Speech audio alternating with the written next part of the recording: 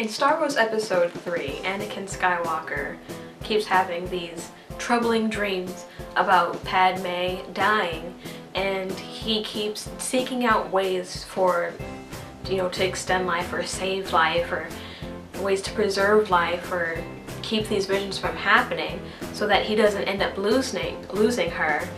But he ends up going down the path to the dark side because Chancellor Palpatine says that he's, got all the answers. And so Anakin does all these horrible things, and he actually ends up being the reason that she lost her life. She gave up her will to live because Anakin broke her heart. So today I'm going to be talking to you about stress and self-fulfilling prophecies.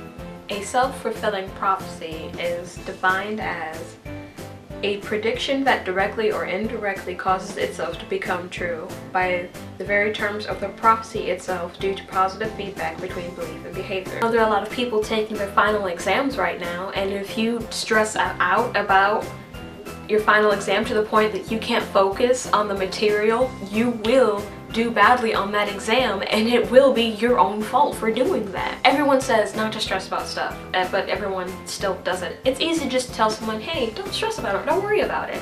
But it's hard to actually not do it. Just to keep you aware of how bad stress can actually be, I'm gonna give you a little bit of facts and tidbits that you can take with you, take them to the bank. 43% of all adults suffer adverse health effects from stress. 75 to 90% of all doctors' office visits are for stress-related ailments and complaints.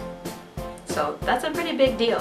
Now there is positive and negative stress. Positive stress keeps us alert and ready to avoid danger. And the way that stress becomes negative is when a person faces continuous challenges without relief. And as a result, the person becomes overworked and stress-related tensions build in their body. Stress that continues without relief can lead to a condition called distress. Distress is a negative stress reaction in your body. Distress can lead to heart attacks, heartburn, neck, back, and shoulder pain. It can weaken your immune system, cause infertility, irregular menstrual cycles, and other issues with reproductive organs, nausea, vomiting, diarrhea, constipation. It can affect your sleep cycles. It can cause chest pain. It can elevate your blood pressure and also give you headaches. Just to name a few of the things that stress does to you.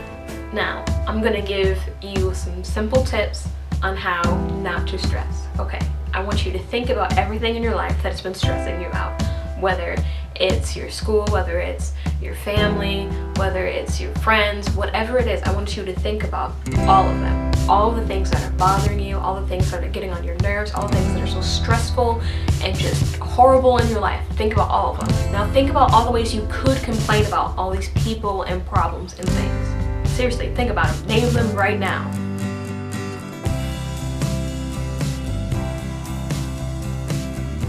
Think about all those complaints and all those things, and just don't. Don't complain, don't think about it, and don't stress. Now I want you to think about all the good things that have ever happened to you in your life. All the friends and family that love you, all the gifts you may have received over the years, even a kind smile from a stranger. I want you to think about all those things. And I want you to be grateful and thankful for all those things. Now, doesn't your stress nor your worries just seem a little bit ridiculous? Didn't things work out then? They're gonna work out again. So, stop stressing. Whenever you feel overwhelmed with stress, think about all the simple little joys in life that you obviously are overlooking. And I think Paul said it best in Philippians 4 and verse 8. And it says, finally, brethren, whatsoever things are true, whatsoever things are honest, whatsoever things are just, whatsoever things are pure, whatsoever things are lovely, whatsoever things are of good report, if there be any virtue and if there be any praise, think on these things. If there's literally one thing in your life that you are grateful for, one person or one memory, or even one food that you are grateful that exists, don't stress. Because that thing is there. I'm Tina Barr, and I'm geeked for Jesus. May the 4th be with you.